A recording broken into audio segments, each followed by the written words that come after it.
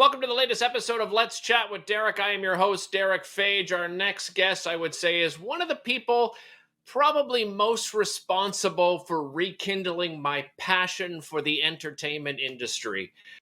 I worked for, I believe, about 7 or 8 years. It was one of the greatest experiences of my life. It gave me an opportunity to really find that passion for acting again. And that's what I wanted to be when I was a young kid. I wanted to be in film and in television, and did a lot of theater growing up. And our next guest gave me that opportunity, and I am forever grateful. And he's got one of the most incredibly successful companies in the entire country. I'm joined by Pete Dillon, who is an actor, entrepreneur, lead crime and punishment officer at ZoomMystery.com and Big Time Murder Productions. Pete, thank you so much for joining me. Really appreciate it, buddy. Hey, it's great to be here. It's great to see you. I want to talk a little bit because, a lot of people here in Ottawa know you. Of course, you have offices in other parts of the country as well, but, Ottawa is home for you. And I want to talk a little bit about, your upbringing. Like, where did Pete Dillon grow up? Tell me a little bit about your childhood. Well, Derick, I hope you're sitting down because this tale starts on the mean streets of the Glebe. Oh, boy. My friend, I don't even know where to go with that. I'm from the Glebe. My mom still lives in the Glebe. Grew up in the Glebe. One of 6 kids, so it was pretty common for people to know about the Dillons. And I was so there's the top half, the top 3, and then the bottom 3. So the older 3, they did their own thing, and the bottom 3, the small fries we were called, I was the middle. And we all know about a middle child, the problem that a middle child has trying to get attention. So, we really enjoyed growing up in the Glebe. Solid family. My mom stayed home. My dad worked all sorts of different jobs to make sure that my mom could be home with us. And it was a great childhood, just really simple, very fortunate, which is kind of an ongoing theme. I've had great fortune along the way, and I think that's probably where it started. What was your introduction to the entertainment industry? Was this always a passion? Did your parents did you guys watch movies together, variety shows? Like, where did this come from? No, we didn't have cable. And that's where it starts. It starts there. We had a black and white television, and my parents used to love to tell this story, that every once in a while the TV would break down. When you go to replace the tubes in the back of the TV and that's not enough to fix the TV, then collectively you go, oh boy, there's a problem. And you actually have to, in those days, had to send the TV off to the TV repair place. And so when there's no TV sitting on the credenza, I thought, well, this is baloney. Somebody's got to deal with this. And when I was 6, I used to do the news. I used to sit on the credenza and do the news for my family. After watching my dad laugh so hard at shows like Barney Miller that I couldn't understand, couldn't understand why he was laughing, or the 2 Ronnies, or a bunch of other shows. And I just picked up on what it was that made him laugh, and then tried to duplicate that to my family to hopefully get a laugh out of them.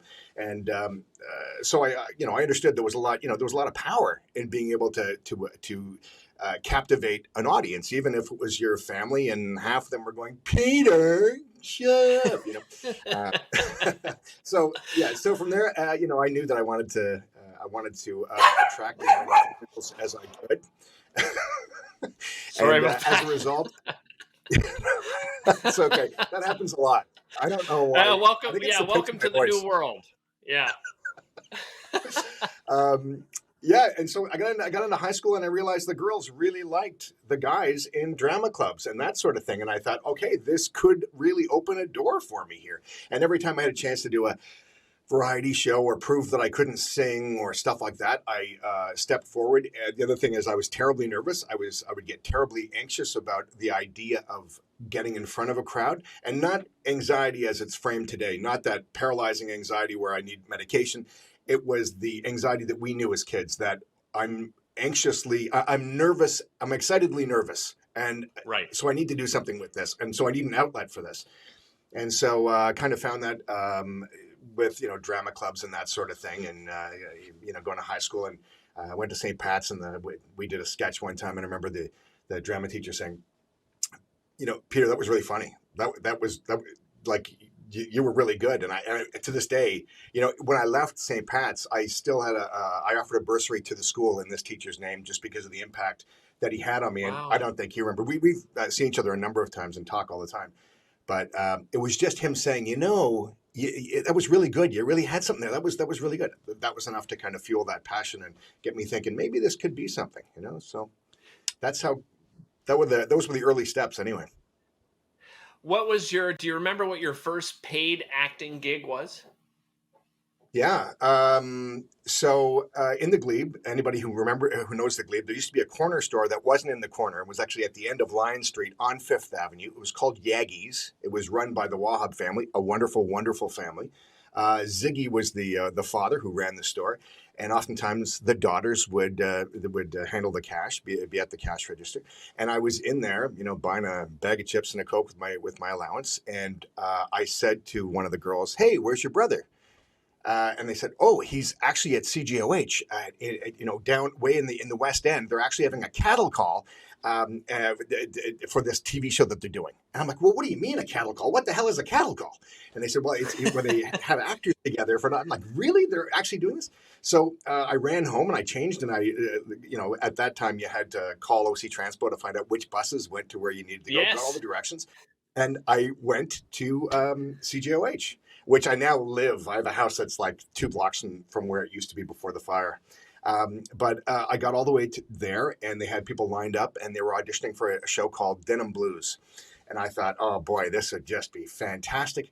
And as I was waiting, they paired me up with Miss Teen Ottawa to audition to read this scene. And I thought, I have struck it rich. First off, this girl is beautiful. But second of all, we're going to get a lot of attention because of who she is. Like, she's really, really great. Yeah. Jane Roos. I believe that was her name, Jane Roos.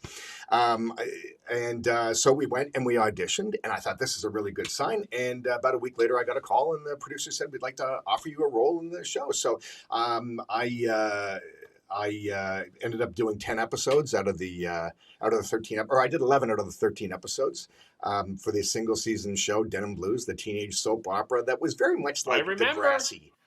That was right there. I remember it. Such a great experience, such a great group of people, and yeah, it was really what kind of kicked things off.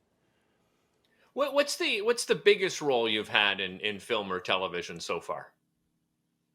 Boy, I don't know. There's a number of ways to calculate size like that. One could be exposure wise. I did a movie called The Bone Collector. Denzel Washington, Angelina Jolie, Ed O'Neill, Louis Guzman. You were a police officer, weren't you? I was a detective in Denzel's loft so I had 10 days. I had an 11-day contract. I did 10 days on set. So and that was fantastic. So many people had seen it. I had a very, very small role. I don't want to exaggerate the importance of the role. It was a very small role, but it certainly got the most attention. Size-wise, as far as an audience is concerned, I'd say Bone Collector is probably it. More recently, if you go on Amazon Prime and go to No Easy Days, there's a short series where I end up playing the Vice President of the United States, and that was really exciting to do. Speeches to Congress and all sorts of stuff. It was really, really cool working on my American accent. So that was, and that provided a lot of work shooting that. So it's stuff like that. It's commercials that did well. I shot a commercial in LA one time for CIL, get grass seed. So that had a lot of exposure. And then movies, lots of movies of the week, lots of Hallmark movies in between. The ABC show, now my mind is going to go blank on me here, but a few TV shows on the bigger American networks as well that really got good attention as well.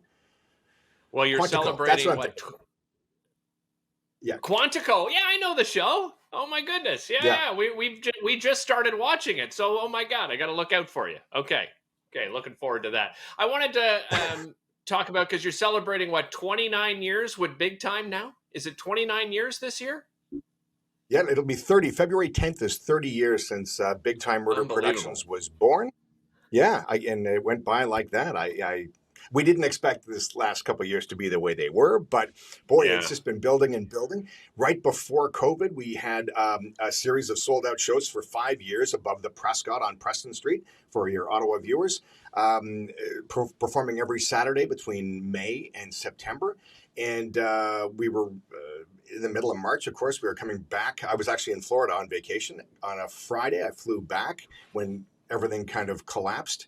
And we were heading in the next night. We had a sold out show. And of course, we had to postpone the show and the rest of the season as we waited to find out what was going to happen. So the Prescott was spectacular. That was under the banner Murder Mystery Ottawa that we were producing those shows. Big Time Murder Productions is kind of a group of companies with Murder Mystery Ottawa, Murder Mystery Toronto, Zoom Mystery, Big Time Productions, and a few other kind of smaller companies under there that all have to do with live in person, or it used to be in person, interactive entertainment. And of course, Zoom changed all that last May, May 2020, the end of May, when we came up with a way to transition from these live in-person shows to a one-man show where the audience, eight of the guests were the suspects in this show, and we made them the stars of the show. No acting experience necessary, and suddenly it was like a light switched. After dozens and dozens of shows, beta testing the process and burning a few of them and rebuilding other ones, we came up with this process, and audiences love it. We can have 498 people watch a Zoom show, and literally from the comfort of their home, anywhere in the world, they have a front row seat as their friends, their colleagues are playing these suspects. And our police officer, who is guiding the show and gently prodding for answers and filling in the gaps, provides the plot line, provides reveals the murder and presents the evidence and keeps it funny, light, and moving at a quick pace. 75 minutes goes by in the blink of an eye. So it's really been a wonderful, successful experiment. Well, yeah, unbelievable. I mean, that's so innovative, and when I read that it was your most successful year in 29 years, at first I couldn't believe it, but then my producer Stan said to me, well, all of a sudden you expand globally. So where are you getting, some of your guests from? I mean, people that are signing up.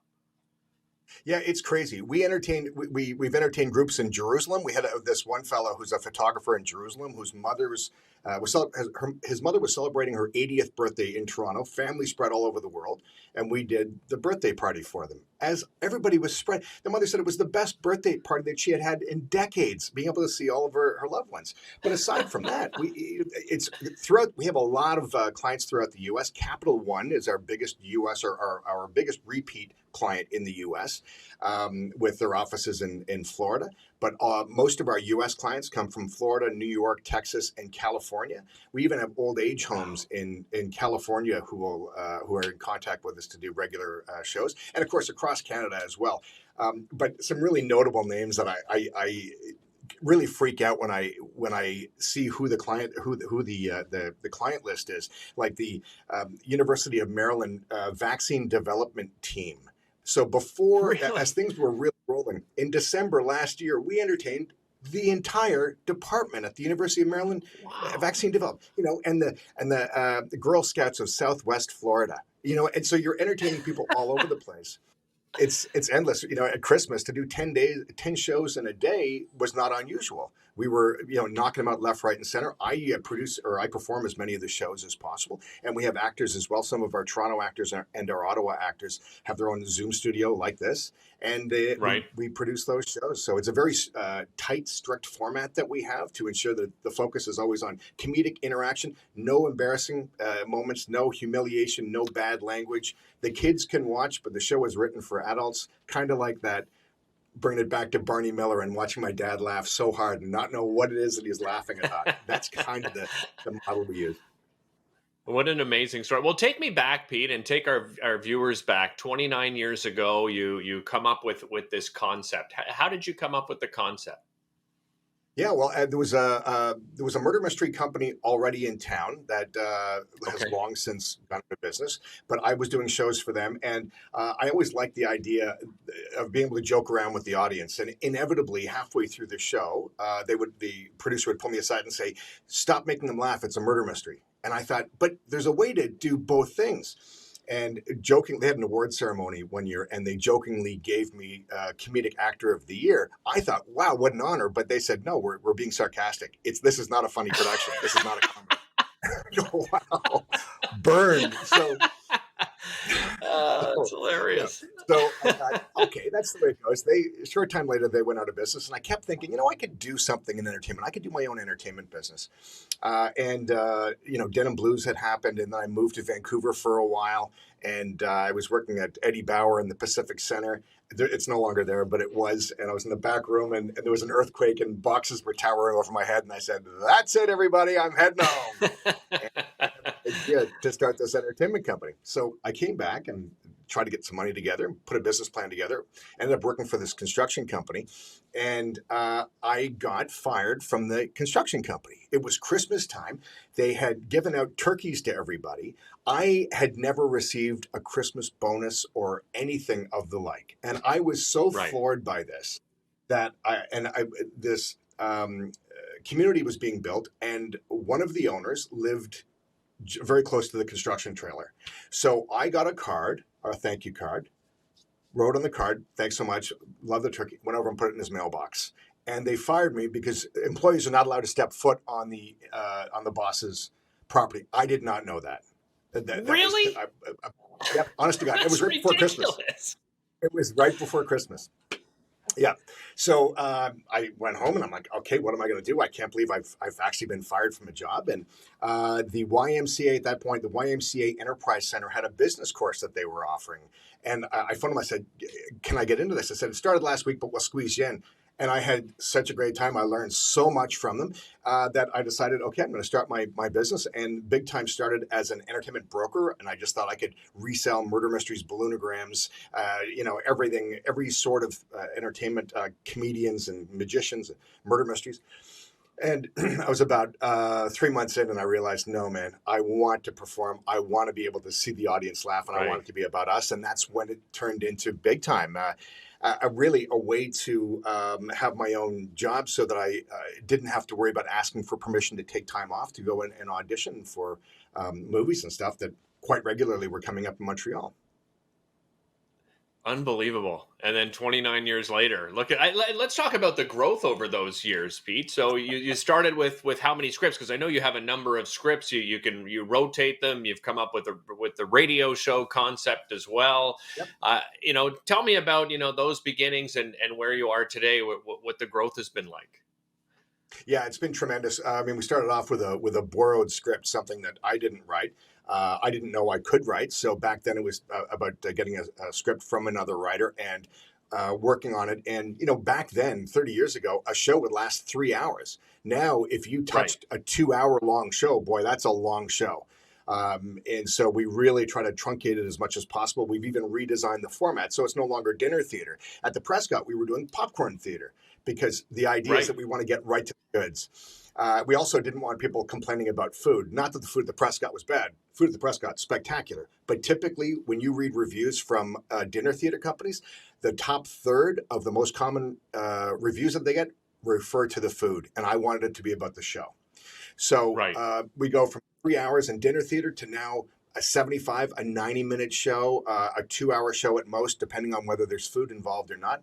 And building things like a DIY show or what we call a You Done It with where the guests play the suspects and we send in 2 professional performers live, anywhere in the world to entertain this group of up to 100 people in that format. Or the full cast or full caliber show, which Derick, you'll remember very well, having done so many of them.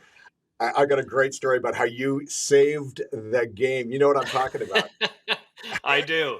And a good friend of ours who is no longer with us, right? Kim Erschatz. Yeah. She That's right. messed up the schedule. It's one of my greatest memories in entertainment, that show.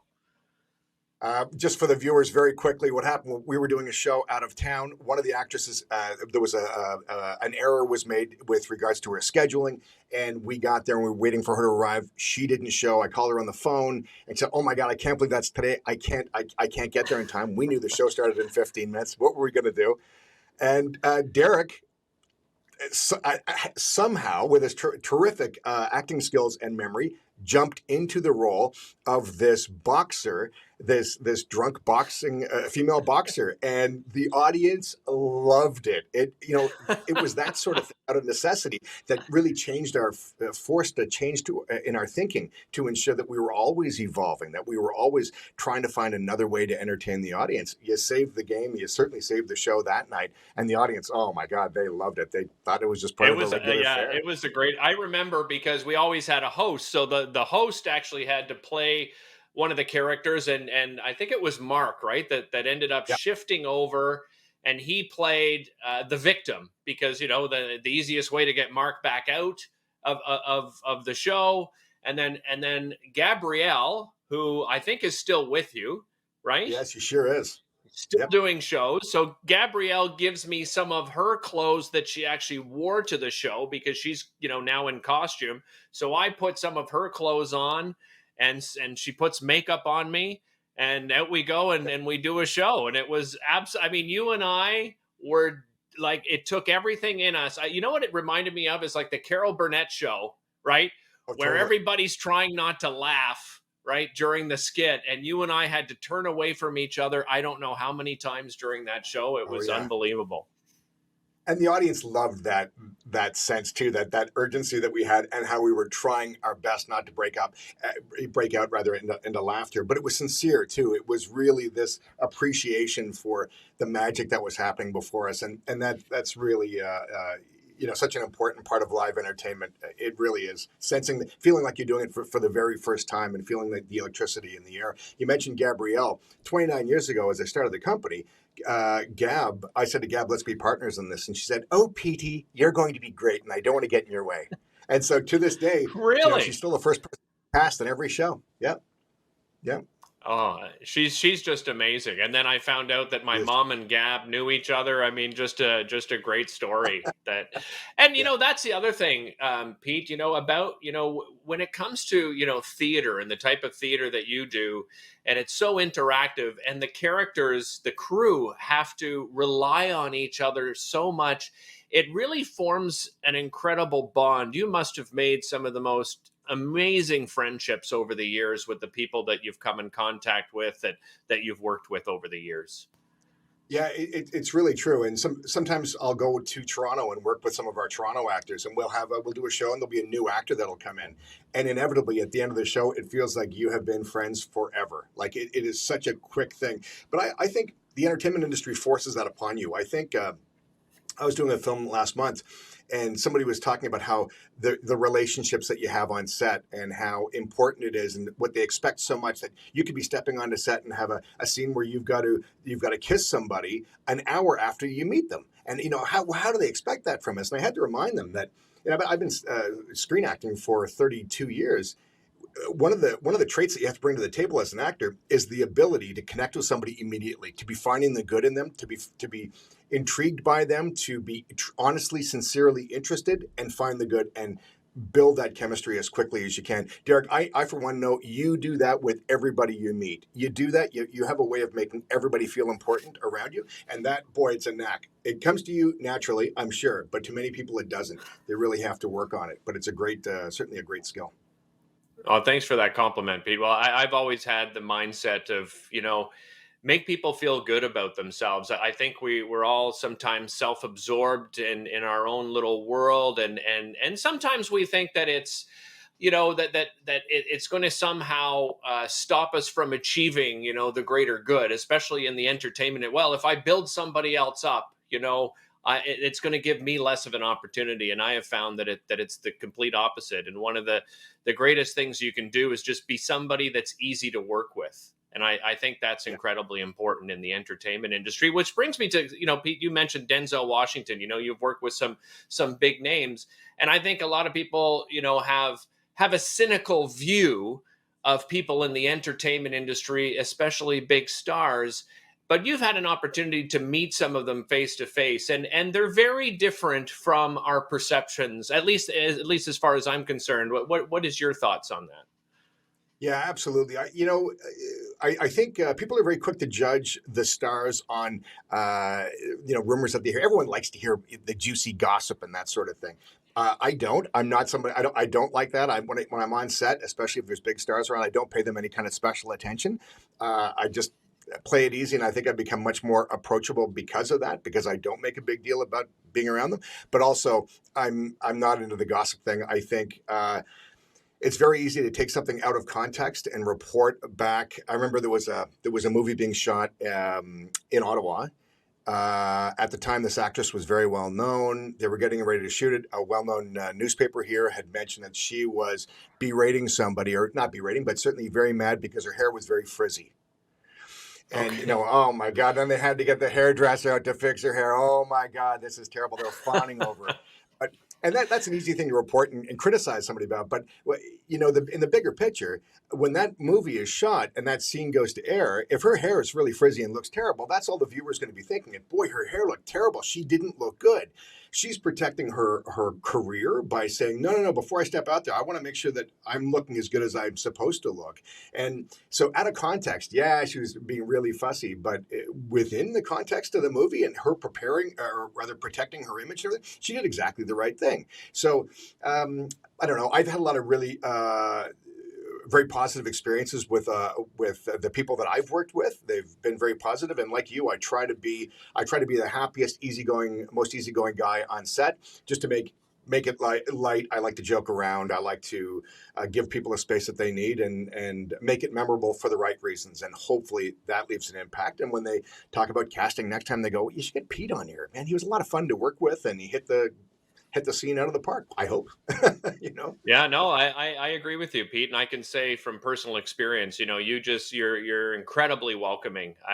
From the first audition until my last day working side by side with you, it was always fun. And there's no harm. I think there's an old school attitude. I'm not just saying this for the entertainment industry. I worked at an accounting firm for 18 years. I mean, you want to talk about, what most people think is stale, right? Just go to an accounting firm is what a lot of people comes to their mind, but you can make the experience fun. Sure, we're all busy and we're trying to make money and so forth, but if you make the experience fun, the morale is, it just changes everything. And as I said, to be easy to work with is the easiest thing to do. Pete, before we run out of time, tell everybody at home how they can find you on social media, and if they want to find out how they can get a Zoom mystery from you now. Sure, it's zoommystery.com. I am terrible on social media. I think Facebook is probably, you can catch me at facebook.com/Peter Michael Dillon. I think I know that because I had to look it up for you when you asked me, but I really don't know. Zoommystery.com is the company, or Big Time Murder Productions, murdermysteryottawa.com, murdermysterytoronto.com, or PeteDillon.com is my acting site. You can check out my demo reel and that sort of thing there. Terrific. Pete, thanks so much for spending time with us. Congratulations. 30 years in February. Hopefully you and I will get together soon and we can celebrate some of the amazing memories that we've had together over the years. Congrats again. Thanks a lot, buddy. Looking forward to it. All right. Take care, Pete. All right. That does it for this edition of Let's Chat with Derick. Please tune in next week for another edition. And of course, you can visit our website, rogerstv.com, to find the entire schedule.